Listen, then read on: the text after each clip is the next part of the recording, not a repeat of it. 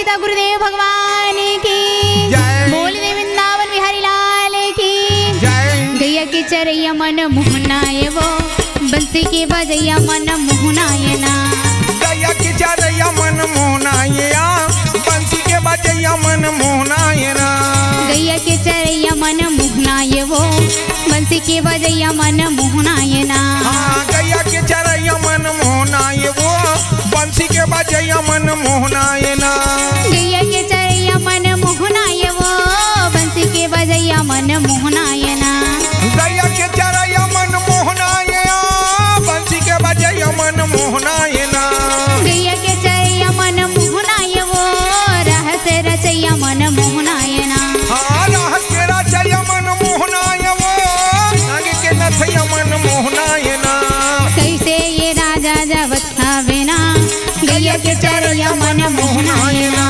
वही समय का रवि राम वो गैया के चरैया मन मोहनायना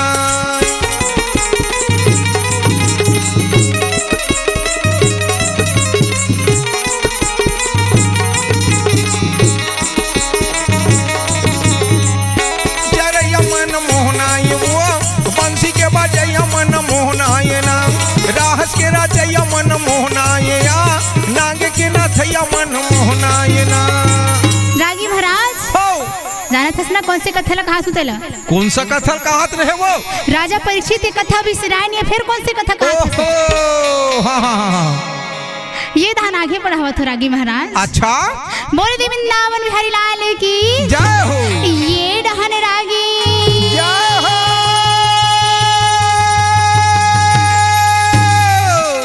राजा परीक्षित अंतन चल दे रागी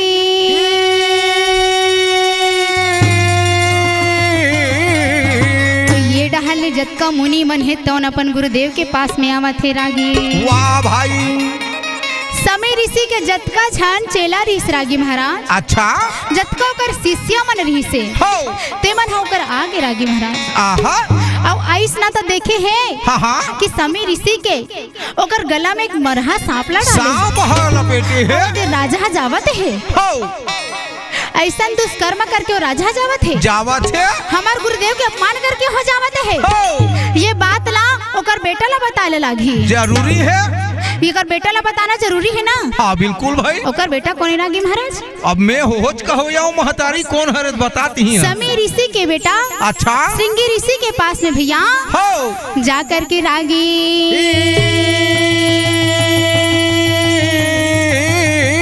ये दे भाई श्रृंगी ऋषि के पास में जाके रागी महाराज हो बोला बतावत है हाँ हाँ संगवारी कैसे हमार गुरुदेव हाँ हो जब ध्यान में बैठे हैं हाँ हाँ तो ये दिल कोई राजा हारी से आए है और राजा आकर के ना हो हमार गुरुदेव के ओकर गला में भैया अच्छा एक मरहा सांप ला डाले ओहो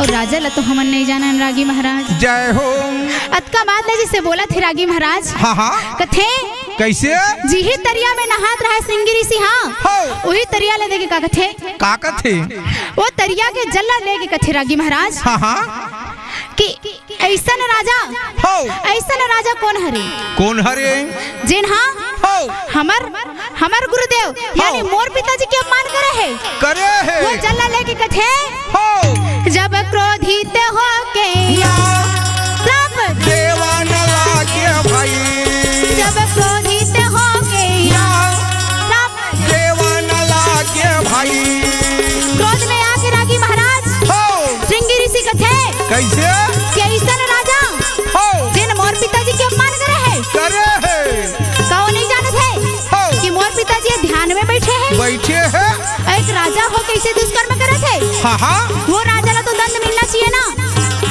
वो राजा ला भी दंड मिलना चाहिए जरूरी है रागी महाराज हो लेके जल्ला कथे हो कि जा मैं और राजा ला श्राप देवत हो ओहो जेने भी राजा मोर पिताजी के गले में मरहा सांप ला डाली से हाँ हाँ वो राजा हाँ एक तक्षक नाग के डसे से हाँ हाँ आज से लेके 7वां दिन में होकर मृत्यु हो ओहो जब क्रोधित होके ना श्राप दे देवा न लागे भाई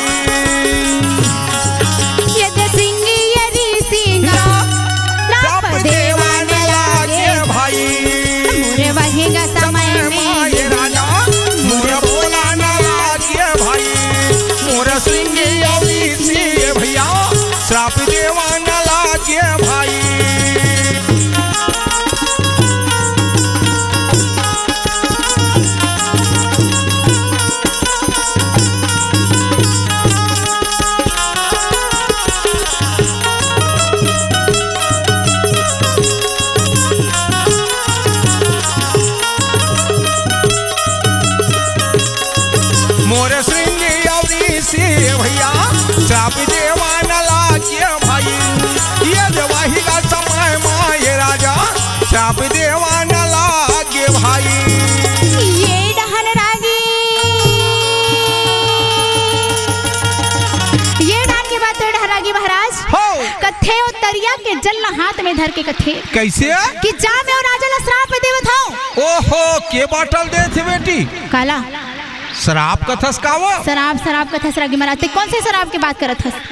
अब ते शराब कथस बेटी तो हमन थोक थोक ले लेते नहीं से कि मैं कहत रहे वो हमरो दान दे देती देखे के तोला तो बस पियई छौ सर थे ताऊ जिंदगी मऊ का है बेटी पीना हाँ। है और जीना है ते चढ़ा था तभी मंच में चढ़ता का अतना रतो महू जानता हूँ बिल्कुल रागी महाराज वो पियई की बात ला नहीं करत हमें का कका हाँ हाँ जिन साधु मन है रखते ना अच्छा शराब कहत हस्ते है ना हाँ हाँ तमे बतावत हो तोला कैसे साधु मन है रखते अपन जल में कमंडल अच्छा कमंडल में जल हाँ हाँ वही जल ना जब लेके रागी महाराज हो जिन चीज ला भी बोल रहे थे ना अच्छा वो सत्य हो जाते ओहो वही जल ना लेके रागी महाराज हो आज सिंगी ऋषि है तो भैया जय हो राजा परीक्षित ला रागी महाराज आहा कैसे मजाक के श्राप दे हावेगा ये दे भाई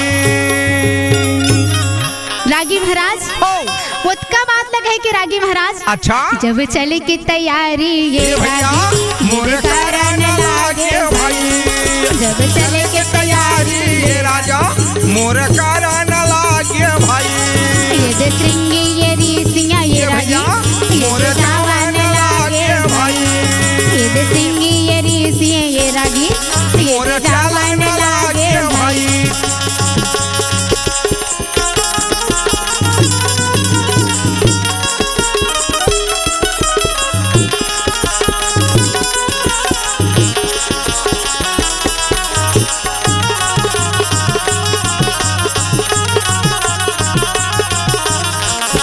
भैया मोर जवान लागे भाई मोर वही का समय माए भैया मोर चालन लागे भाई सबके दारी रागी महाराज जय हो जटका कर शीर्ष मन है तेनो भाई हो। वो समी ऋषि के पास में भैया जय हो वो समी ऋषि के पास में आगे रागी महाराज आहा। और समी ऋषि कर आके हाथ जोड़ के खड़े हैं अच्छा और जैसे समी ऋषि हाँ हो। ध्यान ले उठते ओहो तो देखते रागी महाराज हाँ हाँ क्यों कर गला में मरहा सांप है लपटा सांप है लपटाए है अपन लड़का मतलब पूछते अच्छा कैसन कौन करे है हाँ हाँ का तुमन नहीं जाना तो कि मैं ध्यान में बैठा हूँ बैठे है और तुमन हमर गला में मरहा सांप लड़ाले हो आहा उसका बात ल सुन के रागी महाराज हो सब लड़का मन कथे सब कर शिष्य मन कथे कैसे कि महाराज हाँ हाँ कोई राजा हाँ आई रही से आ रही से और वही राजा हाँ हो ये तोर गला में मरहा सांप ला डाले हैं डाले हावे वो ये दे भाई रामे रामे रामे रामे भैया रामे रामे सिया राम तेरी रामे रामे सिया राम गा भाई रामे रामे रामे रामे रामे रामे रामे सिया राम तेरी रामे रामे सिया राम गा भाई 9 लाख वन्नी ने 9 लाख वणिया माटी कोड़े बार जाए ये गा भाई 9 लाख वन्नी ने 9 लाख वणिया माटी कोड़े बार जाए ये दे माटी कोड़े बार जाए ये गा भाई सिया राम हो रामे रामे रामे रामे गा भाई सिया राम हो रामे रामे रामे रामे गा भाई तब के दारी रागी महाराज अच्छा सिंगी ऋषि है कथे रागी कैसे सिंगी ऋषि कथे रागी हो कि पिताजी हाँ हाँ जेन भी राजा तोर गला में ये मरहा सांप लड़ा रहे हैं डारे है वो राजा हा जरूर सजा भोगी है ओहो समी ऋषि कथे हाँ हाँ बेटा ऐसे कैसे बोलत हंसते हैं हो श्रृंगी ऋषि कथे रागी कैसे कि पिताजी हाँ हाँ महू और राजा ला श्राप दे हो ओहो कि आज से लेके 7वां दिन में और राजा के मृत्यु हो जाएगी और वो भी पिताजी एक तक्षक नाक के डसे। जय हो। अतका बात ला सुन के रागी महाराज, आहा अतका बात ला सुन के रागी महाराज हो। समय ऋषि कथे हाँ बेटा काते जाना था सो कौन हरे? जय हो। नहीं जाना थस ना? हाँ नहीं जाना थस ना? नहीं जाना थो मैं।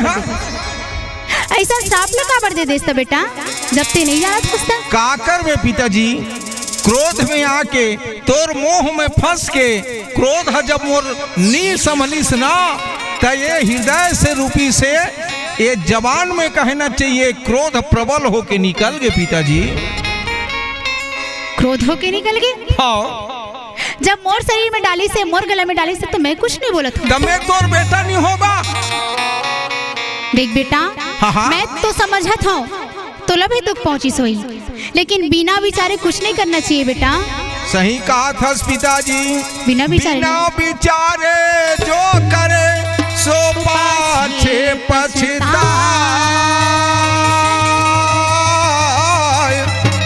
काम बिगाड़ो अपना जग में होते हंसाए।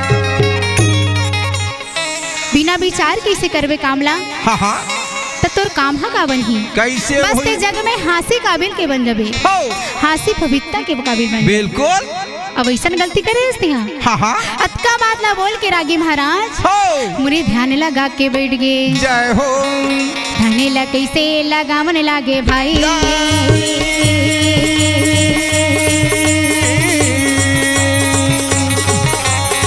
मुनिहा ध्यान लगावन लागे भैया। मुने ध्यान लगा के देखा थे रागी महाराज हो। कैसे कौन हो रे? हाँ जिन मोर गला में ये मलहा सांप न डाल दी डाले हैं और ध्यान लगा के देखा थे का? हाँ राजा परीक्षित ला देखने लागे भैया। ये भाई राजा परीक्षित ला देखने लागे भैया। राजा परीक्षित देखने लागे भाई। राजा समय में देखने लागे भैया। राजा समय में देखने लागे भाई।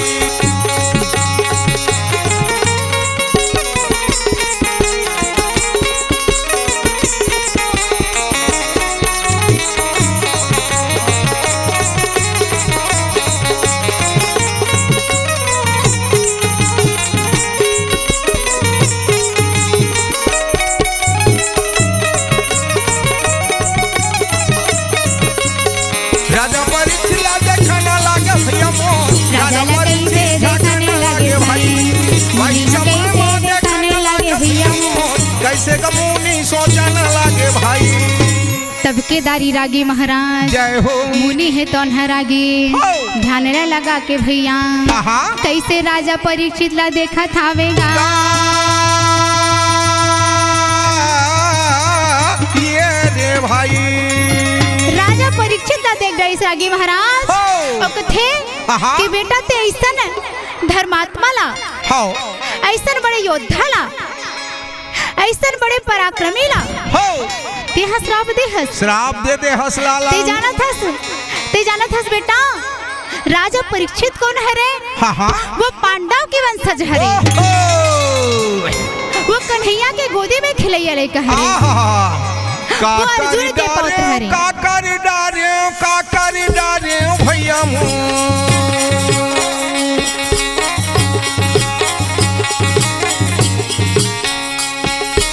काकर डारो भैया जी।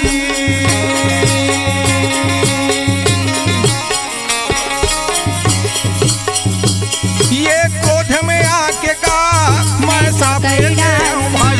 मैं क्रोध में आके गा मैं काकर डार भाई। मैं क्रोध में आके गा मैं काकर डार भाई।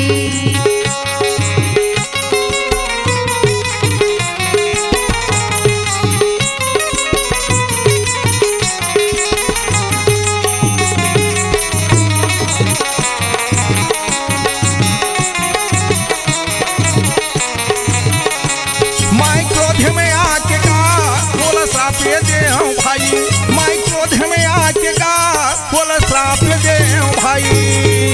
बोल दे वृंदावन बिहारी लाल की जय हो। रागी महाराज अतका बात लगथे कैसे कि बेटा हाँ हाँ जेन राजा ला ते श्राप दे हसना हो वो तो अर्जुन के पौत्र है बेटा मोरे की बात ला मानवे ते हाँ हाँ जा अभी के अभी जाते तुरंत जा हो और राजा परीक्षित लेते हैं माफी मांग ले। मैं नहीं जाऊंगा नहीं जास नहीं जाऊं मैं हाँ काबर नहीं जास बेटा अब मैं ही ओकर करो काला मुंह देखा बर जाऊंगा मैं श्राप दे हूं ओकर कर नहीं जाऊं मैं हाँ अच्छा ता मतलब ते नहीं जाओ करके ठाने बिल्कुल नहीं जाऊं मैं हाँ बेटा ते नहीं जास ना हाँ लेकिन मोला तो जाए लगी अच्छा भले ते नहीं जावे लेकिन मोला तो जाए लगी मोला बताए लगी हो ओला बताए तो लागी बेटा और सचेत करे लागी ओला जरूरी है ऐसे मुनि बोलने लागे भाई ये कैसे मुनि बोलने लागे भाई ऐसे मुनि बोलने लागे भाई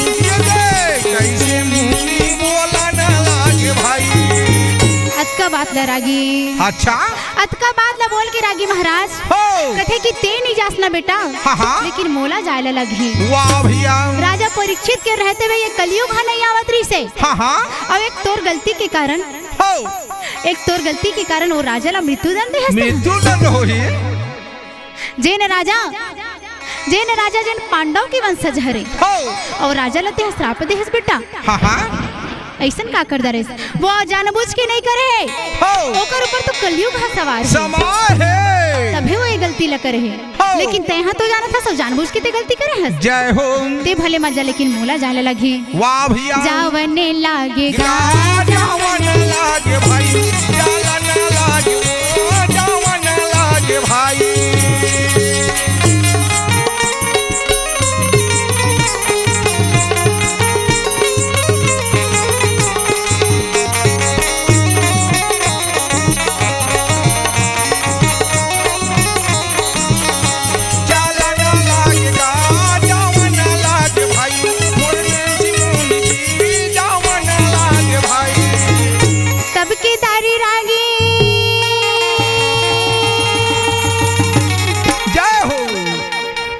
ऋषि भैया रागी महाराज हाँ भले होकर बेटा ने किस लेकिन समी ऋषि चल दी समी ऋषि हाँ क्षमा बड़न को चाहिए और छोटन के उदपाद संतो हरे बेटी ओकर से त्यो मतलब बड़े माने जाते वो कैसे काबर कोई भी प्रकार के अगर त्रुटि हो गई कोई भी प्रकार की गलती हो जाते वो गलती क्षमा कर देते ना वही महान है और वही बड़े कहलाते महतारी सही कहा था रागी महाराज हो आज सुंदर समी ऋषि हाँ हो आज राजा परीक्षित ला क्षमा करे वर्गे ओला सचेत करे वर्गे है रागी महाराज ओला बताए वर्गे है काबर संत महात्मा मन के बेटी अरे उकर मन के का मान और का अपमान और का सम्मान करते काबर मन सबसे ऊपर उच्च जा रहे थे बेटी मान सम्मान से अपमान से ऊपर उच्च जा रहे थे वही लत महात्मा का थे वो सही कहा था रागी महाराज आज समी ऋषि हाँ राजा परीक्षित के राजमहल में पहुँचे हैं राज दरबार में पहुँच के कथे कैसे राज द्वारपाल हाँ राजा परीक्षित ला बता दे कि ओकर राजमहल में एक ऋषि आए हैं समी ऋषि आए हैं जब द्वारपाल कथे रागी महाराज कि राजा तो अभी ऐसे अच्छा और विश्राम गृह में गे है और जैसे राजा तो दान चले गए रागी महाराज तो जैसे राजा अपन मुकुट ला उतारिस न रागी महाराज तब बोला पता चलिस का कैसे कि वह समी ऋषि के गला में मरहा सांप ला डाले अतका बात ला सुन के रागी महाराज वाह भाई वो सोच में पड़ गए वो विचार में पड़ गए रागी महाराज कैसे महारानी मैं काली बड़े भी हिना ले जाऊं और मुनि ने माफी मांग किया हूँ जय हो क्या बोला त्रिस रागी महाराज अच्छा ये डाले भैया पाल हावत थे ये पाले या मन लागे भाई द्वारे पाले या मन लागे भाई द्वारे पाले या मन लागे भाई द्वारपाल आके कथे हे राजन आज ये अपन के राजमहल में समी ऋषि के आगमन हो हावे और समी ऋषि आपन से मिलना चाहती। मिलना चाहता है राजा। बोलने लागेगा बोलने लागे भाई, कहने लागेगा बोलने लागे भाई, बोलने लागे भाई। ये डहन रागी जय हो। ये डान की बात तेरे डहन रागी महाराज उसका बात ला सुनिस राजा परीक्षित। हाँ राजा परीक्षित कथे कैसे मोर जीवरा नहीं बाचे भैया। जीवरा नहीं बाचे रामा हो, जीवरा नहीं बाचे ना, जीवरा नहीं बाचे रामा हो, जीवरा नहीं बाचे राम, जीवरा नहीं बाचे रामा हो, जीवरा नहीं बाचे ना, जीवरा नहीं बाचे रामा हो, जीवरा नहीं बाचे राम। नहीं बाचे रामा हो, जीवरा नहीं बाचे राम। पड़गे ही माया के जाला हो, जीवरा नहीं बाचे रामा हो, जीवरा नहीं बाचे राम। तब केदारी रागी महाराज जय हो। राजा परीक्षित है भाई। राजा परीक्षित सोच में पड़ गए रागी महाराज। और कथे पर महारानी ला महारानी भले में गलती कर रहे हो, भले में गलती कर रहे हो, लेकिन मोर कर्तव्य होते कि मैं एक ऋषि मोर आंगन में आहे, मोर दुआरी में आहे, तेरा सुंदर अंदर में बुला करके ओकर आदर सत्कार ल करूं जरूरी है। और दोनों झन मिला के भैया समी ऋषि के स्वागत करत थे राजी। ओकरे से दिक्कत है बेटी कैसे संत दर्शन बड़ दुर्लभ और मिले न दूजा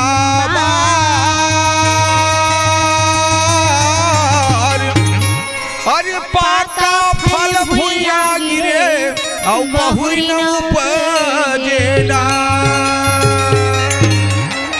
सही कहा था रागी महाराज। अगर चोला छूट जही तो संत मन के दर्शन कहाँ हुई, नहीं मिल ही, बड़े दुर्लभ से मिलते रागी महाराज। आज राजा परीक्षित के अंगना में आए राजा परीक्षित कथे सुंदर दोनों मिला करके ऊपर स्वागत करते भैया। जय हो। आवो गुरु जी अंदर आवोगा,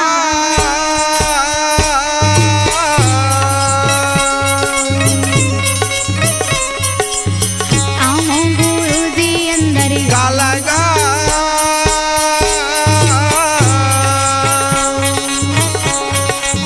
लोटा में पानी लानी गाले वो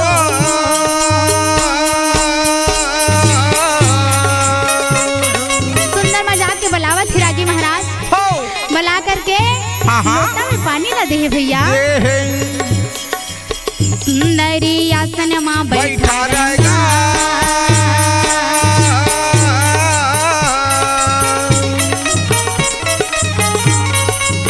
घोड़े ये हाथे लाभो धूमेगा,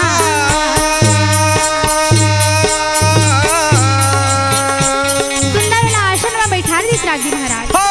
अब आसन में बैठा करके सुंदर ऊपर चरण न धोवत है। जय हो। ये दे तू मन लागे भाई राजा हमारा भूलेगा, ये दे बोलन लागे भाई कैसे राजा रानी बोलेगा, ये दे बोलन लागे भाई।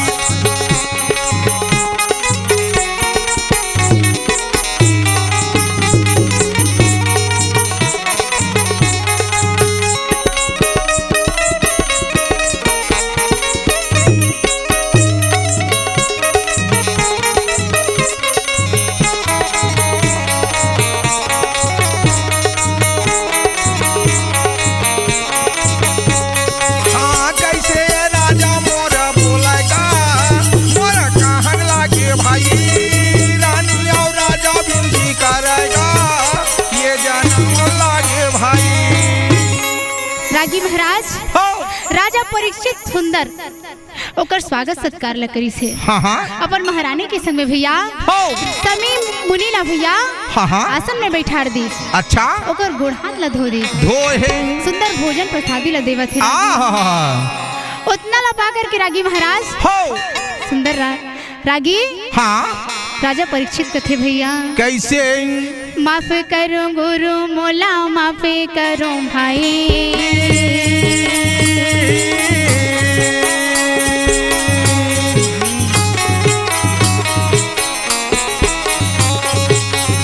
कर गुरु मोला माफे कर भैया।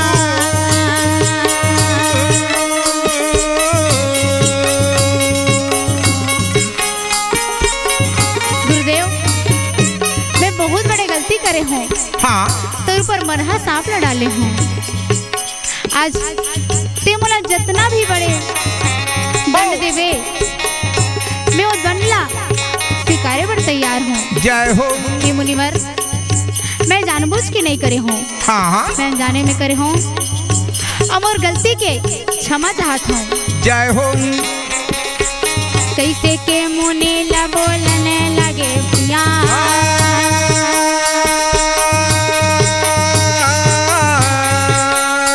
बोलने लगे बोलने लागे भाई कहने लागे जी बोलने लागे भाई बोलने लगे मुँह बोलने लागे भाई।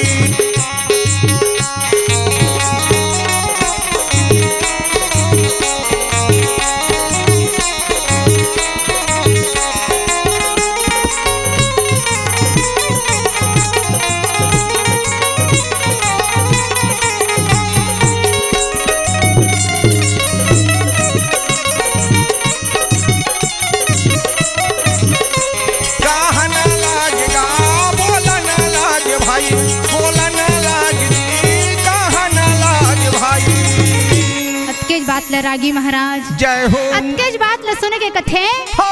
राजा परीक्षित। हाँ मैं तुला माफ कर भी देते हूँ बेटा। हाँ लेकिन मोर बेटा श्रृंगेरी सिंहा अच्छा तुला श्राप दे है। ओहो तुला श्राप दे है। का श्राप दे है गुरुदेव? कि तोर मृत्यु आज से लेके 7वां दिन में होगी। ओहो वो भी एक तक्षक नाग के डसने से। जय हो। अतका बात ल सुन के रागी महाराज हो। जब ओकर साथ में ओकर स्त्री खड़े है। हाँ ओकर घर के मालकिन खड़े है। हो। महारानी खड़े है। हाँ अगर रागी महाराज हाँ कनो स्त्री खड़े रही अपन पति के पास में और पति ला कही कि आज से लेके 7वां दिन में तोर मौत हो जाही। मौत हो जाही के पत्नी के का हाल रही। का बतामो रागी कौने समय करे बेरगा भाई दीदी। का बतामो रागी दिल में दर्द बड़ा भारी है भाई। जय हरि। का बतामो रागी दिल में दर्द बड़ा भारी है भाई दीदी। रानी कैसे गिरे है ये सुन के रानी कैसे गिरे हाँ भाई दीदी। अच्छा पाओगे रागी महाराज। हाँ कि मोर महाराज ना आज से लेके 7वां दिन में तक नाग हटस दी। हे प्रभु ये मैं का सुनत हूँ। जय हो। ये महारानी कहा थी रागी महाराज। कब बताओ रागी दिल में दर्द मेरा भाई दीदी। रात को लगिया सुनती मोर बाटला भाई दीदी। सबके दारी रागी। जय हो। महारानी है तो सुन के भैया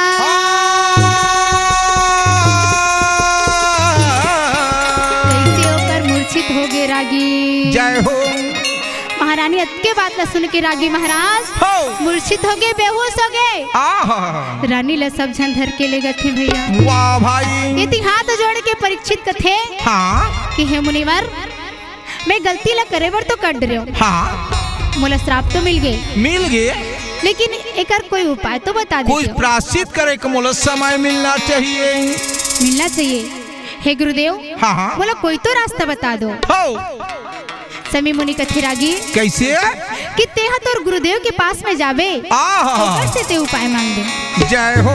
मैं तो श्राप ला नहीं टाल सकूं। वाह भाई। मैं श्राप ला नहीं टाल सकूं रागी। हाँ कथे रागी मैं का कर हूँ ऐसा श्राप तो मिल गई नहीं टाल सकूं। राजा परीक्षित कथे ठीक है गुरुदेव मैं अपन गुरुदेव से जाके मिलूं। ओकरे से ती कथे बेटी कैसे ए संसार में 3 लोक 14 भुवन में गुरु से बड़ा ना को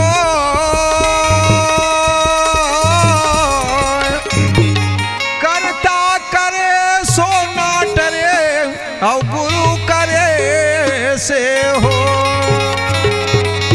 ये 3 लोक 14 भुवन में बेटी हाँ जी कोई भी प्रकार की अगर श्राप मिले है या संकट आए है, वो संकट के निवारण करता है परमात्मा है, ओला नहीं कर सके बेटी। हाँ जी काबर ओला कहना चाहिए गुरुदेव ही वो संकट के निदान, वो समस्या के हल गुरुदेव ही कर सकते। एकर से 3 लोग 14 भुवन में गुरु से बड़े कोनो नहीं है बेटी। एकरे से वो महात्मा जो है ओकर गुरु कर भेजा थे। वो सही कहा था रागी महाराज। आज अपन गुरुदेव के पास में पहुंच के राजा परीक्षित कहा थे और जाना था ना रागी महाराज कैसे? अब वो तो जाना डरीस कि ओकर चोला छूटने वाला है। ये तो बिना पार्टी के मचाना से रागी महाराज। कत का बेर कहाँ हो जाई हम कुछ नहीं जाना, कोई नहीं जान सके। वही लगत है रागी बिन पार्टी के मचा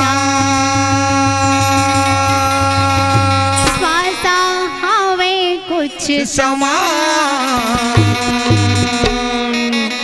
चलते चलत रटले टूट जाएगा माटी के तन्हा माटी मां जाही ना, चलते चलत रटले टूट जाएगा माटी के तन्हा माटी मां जाही ना, बिन पार्टी के मचान स्वासा हवे तुच्छ समान, चलते चलत रटले टूट जाएगा माटी के तन्हा माटी मां जाही ना, चलते चलते रटले टूट जाएगा माटी के तन्हा माटी मां जाही ना।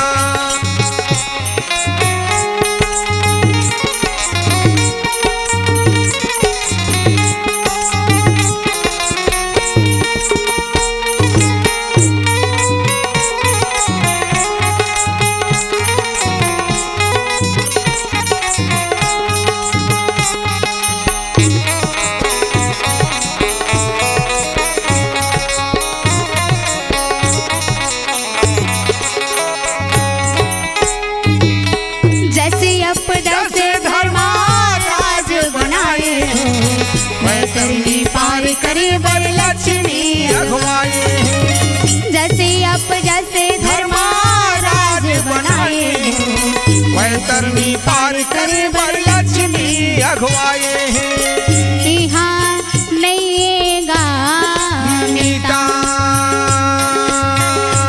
स्वासा आवे कुछ समान, चलते चलत रटले टूट जाही ना, माटी के तन्हा माटी मां जाही ना, चलते चलते रटले टूट जाही ना, माटी के तन्हा माटी मां जाही ना।